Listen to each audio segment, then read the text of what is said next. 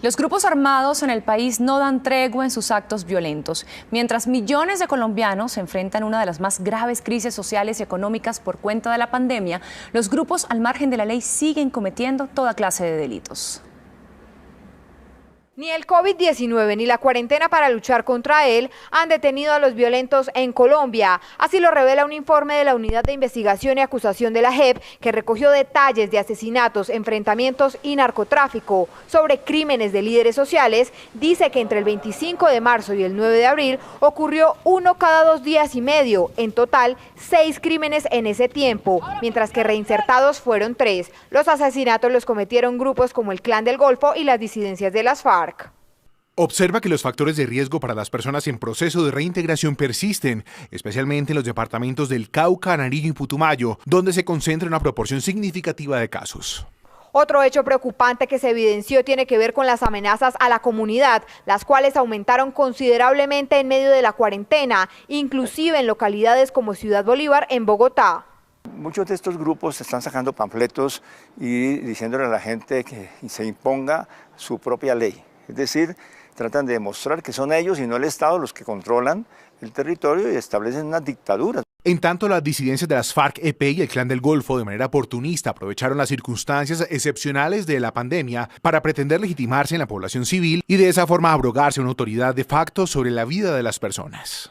La JEP también encontró que aumentaron los enfrentamientos entre el ejército y los grupos ilegales que se dan en medio de la erradicación de cultivos ilícitos que no se ha detenido. Pues hay un triple confinamiento para la gente, porque no solamente está el virus, sino que también están los grupos armados ilegales y ahora llegó el ejército y la policía a hacer erradicación forzada, gravísimo. Entre las actividades ilegales también se encontró la lucha por dominar territorios y rutas del narcotráfico, sobre todo en el sur del país. Pues todas estas actividades de narcotráfico están en redefiniciones, porque pues, por supuesto está paralizado el comercio mundial. Pero hay zonas en las cuales hay rutas, como por ejemplo en el Micay o en las zonas del Pacífico, donde siguen peleando estos territorios, sobre todo los grupos narcotraficantes de nuevo tipo. Sobre el ELN dice que redujo sus acciones violentas, sin embargo resalta que en algunas zonas del país impuso su ley con amenaza de muerte para quien la incumpla. Y una de las zonas del sur del país donde más se evidencian las acciones de los grupos ilegales es en el departamento del Cauca. En Argelia se han presentado en los últimos 8 días los más delicados episodios de esta guerra por el territorio.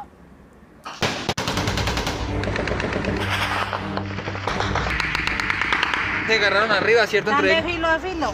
Pero ¿cuál es la dinámica del conflicto armado que en este momento están teniendo que soportar los pueblos del Cauca en medio de la cuarentena? Son 2 los ejes. El primero tiene que ver con el control territorial. Las disidencias se están moviendo hacia la zona de Argelia, que durante muchos años ha sido controlada por el Ejército de Liberación Nacional. Y el segundo tiene que ver con el control de los cultivos de la coca en el sur y los cultivos de marihuana en la alta montaña, para así controlar todo el territorio del Cauca. La alerta temprana número 010 la dio la Defensoría del Pueblo el pasado 7 de marzo, cuando 260 familias salieron desplazadas de la zona. Los hechos no son aislados, lo que se está disputando es el territorio que permite la salida al Pacífico colombiano. Martes 14 de abril. Un grupo numeroso de disidentes entra a la zona rural de Argelia buscando puerta a puerta a reinsertados de la FARC y líderes de la zona. A las 5 de la tarde se produce la muerte de Andrés Cancimance, es un comerciante del sector, pero estaban buscando a su esposa, que es líder, pertenece a las juntas comunales allá. La señora huye con sus hijos para protegerlos. Miércoles 15 de abril. En zona rural de Argelia se enfrentan los disidentes con fuerzas especiales del ejército. Son dados de baja 8 miembros del grupo ilegal. Después del proceso de paz lo asumió el control criminal el Frente José María Becerra del ELN, con quien en la actualidad se disputa el control de estas áreas por el GAO residual, o sea, anteriormente lo que llamamos nosotros FARC. Domingo 19 de abril, durante 10 horas, en el cañón de San Juan de Micay, se realiza una operación de rescate humanitaria coordinada por el Ejército y la Defensoría, para salvar 8 líderes amenazados. La fuerza pública dispuso de un helicóptero, bajamos con el general Hoyos a rescatar a estas personas y para nosotros fue bastante emocionante cuando me encontré con muchos de ellos.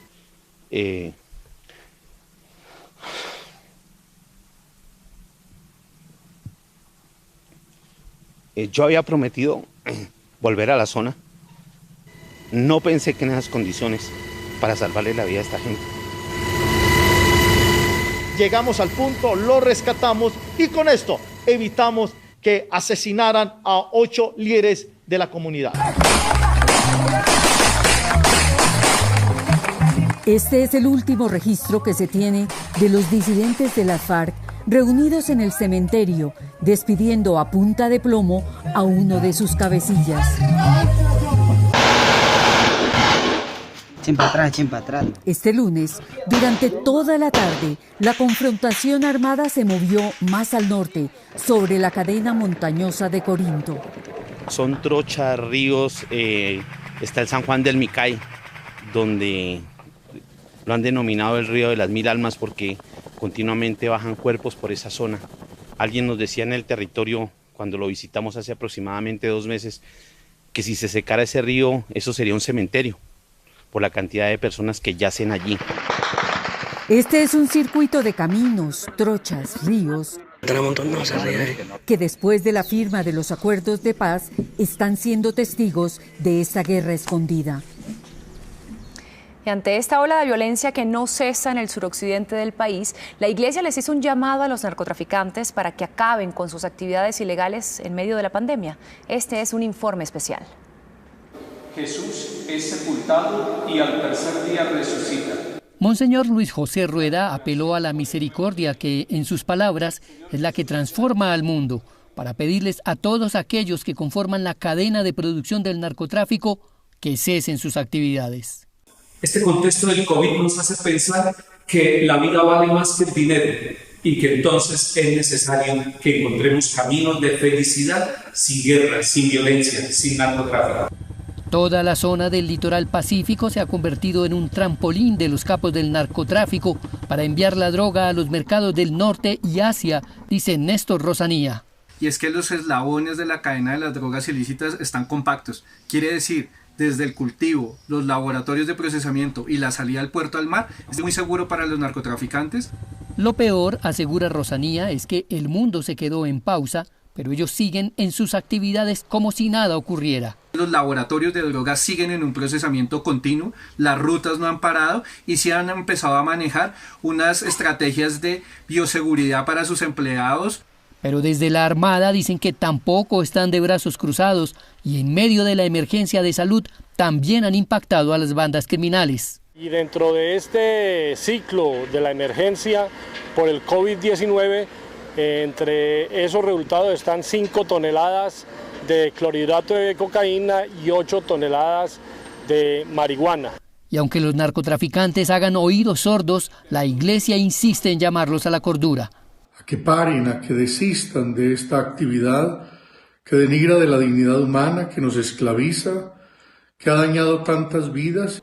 Guapi es una de esas sufridas poblaciones. Desde allí su vicario apostólico también clama por la concordia. Y que ojalá todos los hombres y mujeres que militan en estos grupos de crimen organizado y narcotráfico podamos hoy enmendar y reconocer nuestro error, sabiendo que son caminos de muerte. Es un llamado humanitario el que hacen los prelados de la Iglesia, porque dicen basta ya, su pueblo ha sufrido mucho y no merece otro flagelo suficiente con la incertidumbre que hoy vive el mundo entero.